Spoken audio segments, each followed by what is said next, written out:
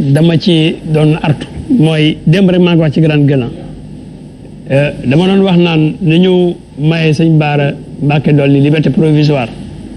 moom it war nañ ko mën a may parce que dafa amoon benn contentieux moom ak benn député muy Maître War muy un proche du président de la République donc man am na ci loo xam ne des fois nga dem ba doo xam ci ban justice lañ yor ba léegi atte wuñ ko donc tey bu ko ñaanee war nañ ko koo may mu am lu ma ci ñaawlu nag parce que prison dañuy ñaan yàlla suñu borom gañ bañ faa dugg ndax kenn du ko yéene kenn boo xoolee dañ naan booy dugg kaso sax pour seeti nit sa téléphone na nga ko fay bàyyi mais le fait que ñu fekk ku mu toog ci biir prison bi toog ci kuréelu xasida di ko seetaan gars yi fekk ko fa filmer ko dugal ko ci réseaux sociaux yu loolu bokk na ci loo xam ne dañoo ampiétiner droit yi nga xam ne moom la amal boppam ampiétiner droit aux prisonniers yëpp loolu bokkul ci loo xamante ne teggin la loolu nañ ciy bàyyi xel tout le temps y a plus de 6000 et quelques détenus yu ne ci kaso yi ba léegi atteeguñ leen te tey dafa bari ñoo xam ne ñu ngi ci biir kaso yi am nañu suuf su doy am nañu ndox bu doy am nañu ay ingénieur agronome yoo xam ne ñu ngi ci àll bi di jàng béy te mokkal ko nañu fexe ba génnee kaso yi ñi fa nekk ñoo xam ne seeni pen nekkul ay pen yu lourd wala ñoom ne lañ def jarul yéen tëj yu métti yóbbu leen ñuy liggéey parce que boo xoolee cité bi ñuy wax Konachap mu ngi nekk ginnaaw camp pénal Grand Yoff laa juddoo ñun biñ nekkee xale dañ doon dem foofu ay tool la woon prisonniers yi ñoo fa doon bay d'accord carotte nawe et cetera bu ngoonee ñun dañ fa doon dem di jël ay carotte wala di ànd ak ñoom di leen jàppale mais bu ñu demee ba bay bi ñor dañuy jaay andi dund donc loolu nañ ko delloo soit pour mën a désenclaver aussi prison yi parce que dafa fees donc nañu bàyyi xel droit wu nit ku nekk ci réew mi am na nag loo xam ne su fekkee bëgg nañu réew mi continuer di dem monsieur le ministre wax na ko léegi di saaga bañ def le star di saaga bañ def le conseil municipal Assane Diouf laay tudd en direct dafa toog non discute dafa toog salon d'honneur Walfadjri on parle de valeur vraiment ah d'accord je vais quitter là-bas si le président reçoit par exemple non Cheikh Omar avant nga may tontu ne t'empêche pas de me répondre doucement non c'est pas encore interactif s'il te plaît bu ñu dugg foofu non da ngay waaw s'il te plaît waaw pare nga may ma yàggal waaw donc je m'excuse j'arrête son nom mais toog salon d'honneur ci Walfadjri un conseil municipal de Guédiawaye ne man sama toxum yamba nëbbuma ko te su ma amoon ndogal ci réew mi yamba bi dañ ko fii valoriser donc c'est pour dire que valeur bi nga xamante ne tey moom lañ war a incarner jeunesse bi nga xam ne moo fi nekk ak nit ñi nga xamante ne ëllëg ñoom ñoo war a mën a tabax Sénégal bu fekkee ci ay saaga lañ koy teg wala bu fekkente ne jël président de la République tout un tour xeeb ko décraliser ko ba ëllëg yow d'accord képp koo xamante ne ànd na ak yow pour ñu wax monsieur le président de la République sax ça pose maintenant un problème ba yow président Macky Sall rek loolu bokk na ci loo xamante ne manque de respect de nos institutions la. d'accord donc nañu delluwaat xel yi. alors defaraat jikko yi. d'accord xam ne réew mi suñu bëggee développer esprit partisan waru ci am. alors partisan bi war am mooy réew bu Sénégal. mais benn question rek 30 secondes. alors rapidement waaye ñu dem ci kii sinon on va pas s'en sortir après. c'est-à-dire est-ce que le président moom bu nangoo toog ak kuy saaga ku ko doon saaga au même moment mu ne tëj na keneen ku saaga sëñ Bara Dolly. est-ce que amati na sens. participé wul si désacraliser l'institution bi muy incarné lui-même je crois que moom il doit être au-dessus de la mêlée c'est-à-dire waruñu ko may sax koo xamante ni pour man ci loolu la nekkoon di ci wax matin midi soir après yow dafa mel ni da nga cautionné li nga xamante ni moom la ñuy bañ maintenant comme lu ñuy wax muy ki nekk ci kujje wala muy ku nekk ci opposition saaga moo warul ci. ñoom ñëpp je crois que ils ont tous été fustigés. ñàkk argument la mais bu fekkee président Sénégal ci boppam moo mën a recevoir toog ak kuy saaga keneen ko ànd ak kuy saaga war ci. mais nee na xanaa xamoo Dumburu Sow. mais Dumburu Sow mais ba mu waxee waxu jaase mi mais Sénégal yëpp a maase indigné wu président bi mu recevoir Khalifa Sall. ñëpp a boobu ñu ne laa jégul ñëpp a indigné wu comme le cas de Assane Diouf aussi ñëpp a indigné wu il faut aussi ñu xam ne. fii ci par exemple fii képp koo xam ne def nga fi xam ne waroo ko fay def wala nga wax fi loolu warta wax. très bien Sénégal yi pay maase ne li nga def waroo koo def. Dimbe vas-y. ça aussi que ça soit clair. merci Néné alors Aar Sénégal ñu gis Benno Bokk Yaakaar ñu gis alliance stratégie Wallu Yewwi reconfiguration politique mën nañ ko wax parce que dañuy wax ne en général ñi mën a ànd ñooy ànd lan lañ mën a jàpp concrètement ci offre politique bi ngeen wax ne moom ngeen bëgg a andi par rapport ak sànq li ñu posé léegi muy niveau de débat bi nga xam ne dafa wàcc. maa ngi lay gërëm ci question boobu une question buy question bu am solo ndax boo xoolee Aar Sénégal ci suñu doxaleen ci période bii déjà ci liste yi jàpp naa ni bokk nañ ci ñoo xam ne ñoo gën a méngoog li yoon santaane ndax bu ngeen fàttali ko dañ fi tegoon ay tirage au sort pour ni ku nekk na ñëw ci waxtu sàngam pour mun a déposer ñun ñu fixé woon ñu samedi 7 je pense mai la woon oui à 11h30 ñu ngi woon 17e position nag ba ñuy def tirage au sort bi ba ñu ñëwee ñu déposer samedi ba ñu ñëw di déposer ñett ñoo ñu fa jiitu woon ba ñu ñëwee di déposer fekk fa benn bokk gis-gis di déposer ay listam ñu ne ñu dem leen ba ci kanam dinañ leen woowaat ndax lii dina xaw a jël temps ba ñu woowaatee ñu ñëw déposer donc foofu dama ciy profité rek ne CRNA defoon na fi benn communiqué massé ñëpp ne kenn déposé wala temps def jàpp naa ne loolu nekkut maa ngi fii ak scanu ci sama téléphone scanu certificat bu ñu jox attestation récépissé bu ñu jox ba ñu déposé ñu ngi déposé le samedi donc avant le 8 qui était prévu et ba ñu ñëwee à l'heure aussi ñoom ñoo nekkul woon disponible parce que dafa amoon ku doon déposé bon am coalition yu déposé ba le mardi dans la nuit du lundi au mardi muy benn ñaar ñu def liste yoo xam ne macha allah yàlla defal nañu amuñu ci ay tolof yu bëri loolu tamit dañ ko war a souligner ñu respecter loi bi bon am na fi débat bu fi jaar bu yàgg boo xam ne ndax ñu respecter loi bi dañu war a nekk victime wala ndax ñu respecté wu loi bi ñoo war a victime boo def naa loolu weesu na tey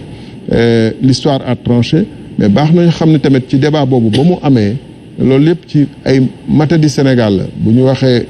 du ñu yemale loolu ci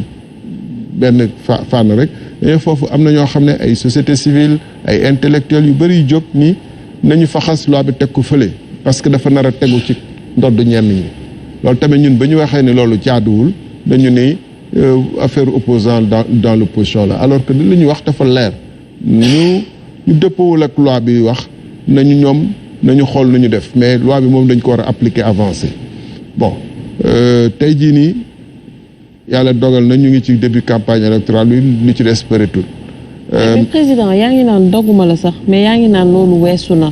mais bu ñu fàtte également juróon na ay manifestation bu mu am ay nit yu ci ñàkk seen bakkan loolu tamit naka ngeen koy analyser. waaw li ma ciy analyser wax naa ko clairement parce que man yàlla dafa dogal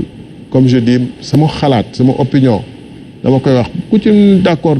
ci ku ci d'accordul ci parce que du ñu wax ni dëgg bi dañ ciy dëgg ndax maag nee na Aïcha ñoo far rek damay dëgg ci dëgg bi ñoo far opposition la ñu nekk par exemple donte ni gis naa leen lu garaaw rek dama ci di war a dëgg suma tànk Sénégal nag culture boobu la ñu bëgg a soulever fii récemment nii mais bu fekkee ni Macky Sall la concerné dëgg boobu nañ ko wax dëgg la nee nañu dëgg ci alalu yàlla la mooy sax mandargay yàlla alxaq donc jour du jugement c'est le jour de la vérité donc boo ci am rek mooy ci nga jafandu ci même bu dalee sa kaw da nga war a reconnaître que lii dëgg la man maa juum comme ni sëñ bi def reconnaître que loolu acte de grandeur la donc am na ci bu doon politique yi rek société civile beeg yenn waaraatekat yu nekk ci télé yeeg ñeneen ñi bu ñu toogoon maanu nii comme yéen a reconnaître que seen liste dafa am problème kon bu boobaa lan la ci loi bi wax la ñu war a seet mais kenn waxul loolu dañu ne dafa am ñoo xam ne seen dayo weesu na ñu bañ a bokk élection wala seen liste bi bañ a bokk élection amay waaraatekat yu ci wax pour vous dire que bu doon da ngay wax politiciens yi rek ñooñu waaraatekat yooyu jàng alxuraan taxaw di xam lu yàlla wax taxaw foofu di wax loo xam ne wóor na leen ni c'est-à-dire que nattu gi mënul weesu borom jàngoro ji ne la man lii mooy sama jàngoro yow nga koy wutal lay fu mu jaar pour ñu ne jàngoro ji du jàngoro te lu ci dañu waroon wax lan moo ci loi wax amay nitu société civile yoo xam ne dañuy génn ba ci ay Mali ay feneen dinay jàngal lan mooy loi lan mooy état de droit que la loi est au-dessus de tout que une société de droit c'est une société où la loi maanaam l'état de droit c'est la loi s'applique à tout le monde y compris au chef de l'état y compris à l'armée y compris à xam nga lu mu neexee bu doon Afrique rek Nigéria gii ak lu mu ñàng-ñàng tey am na benn force bu ñu am boo xam ne bu justice waxee Buhari va appliquer gouverneurs yi ils vont se plier xool leen Kenya élection présidentielle dem na foofu la ñuy xam ne ñun nu ñu delloo gannaaw ak nu ñu suñu intellectuels yi universitaires yi professeurs yi ak waaraatekat yi ak ñu bëri ñoo xam ne dañu am problème waxuma ñëpp de Kenya dañu def élection présidentielle ñu proclamer président de la république mu yor armée yor gendarmerie yor lépp gars yi ne ko yow da nga afay deal yoo def ndax lii ak lii ak lii dañuy reprendre deuxième tour bi am na wala amut ñu reprendre kooku kan moo ko mën a xalaat Sénégal dañu ne non nañu nëppal bàyyi noonu parce que mun na yee fitna lu yee fitna mooy réew moo xam ne dafa am ñoo xam ne dañu ne ñoom loi bi du appliqué wu ci ñoom bokkuñu ci ñoo xam ne justiciable lañu donc ñooñu bokk nañ ci ñu créer ambiance ak état d'esprit boo xam ne gars yi dem nañu ba jàpp ni mooy war nañu mën a exiger l'inexigible demander l'impossible ñun ñu ne ñu buñ ci waxee ku mel ni man ñu ne non tàng xol la wala opposant daal alors que ñun dañu def suñu droit on dit que ñun respecté nañu loi bi ñeneen respecté nañu loi bi lu ñu wax 31 décembre war nañu am 31 juillet war nañu am élection pour nga am élection pour nga bokk ci lii ak lii la mais pourquoi ñu koy annuler pour benn liste wala ñaari liste mais coow li pour am ñu beaucoup dans ce pays là qui se sont couchés pour justifier l'injustifiable loolu bokk na ci lu créer ambiance boo xam ne moo am jàpp ni xale yu bëri ak jeunes yu bëri jàpp ni que li gars yi di wax dëgg la bu ñu leen woowee ñu génn du politique yi rek foofu du politique u Yewwi wala wàllu yi rek wala ñu doon demander les manifestations rek il y a une bonne partie de la société civile qui devrait être neutre boo xam ne neutre quand je dis société civile nag c'est pas la société civile organisée des ONG et cetera mais une partie des prêcheurs une partie des ñoom ñëpp société civile la tous ceux qui ne sont pas dans le politique c'est des sociétés civiles voilà ay 3 morts après tout d'un coup noonu laa ko waxee nii laa ko waxee au Fouta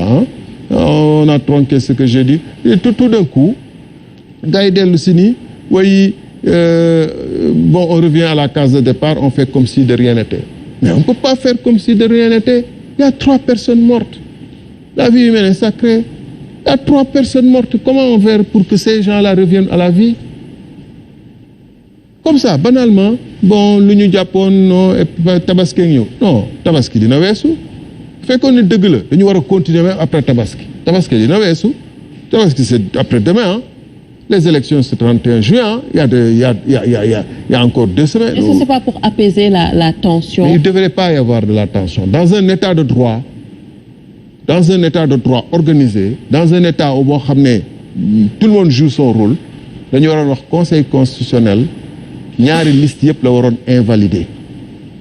et nit ñi bu dee ils sont soumis mooy li ma la wax de sànq ci Kenya Uhuru Kenyatta président de la République sortant a été proclamé vainqueur il a l'armée il a la police et attention Uhuru Kenyatta ak Kenya dafa am historique ay violence meurtrière ci ay élections mais justice xooluñu ni non dañu war a juger parce que dafa amoon ay antécédents yu bëri yoo xam ne élection bu amee dafa am.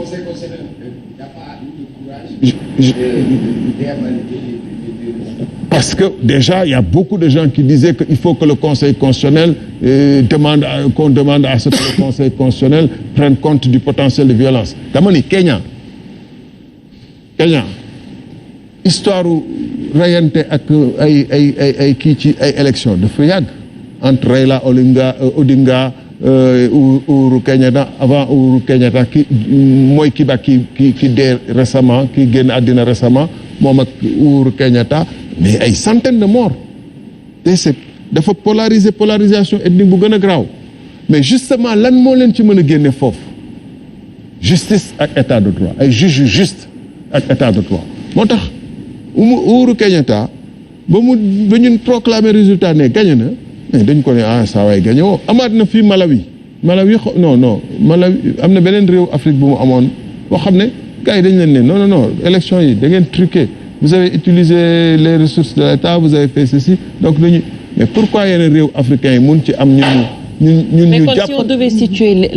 on devait situer la responsabilité aujourd'hui du ñu wax ne que benn parti politique bii wala bii moom moo tax mais peut-être dañuy joxoñ baaraamu tuuma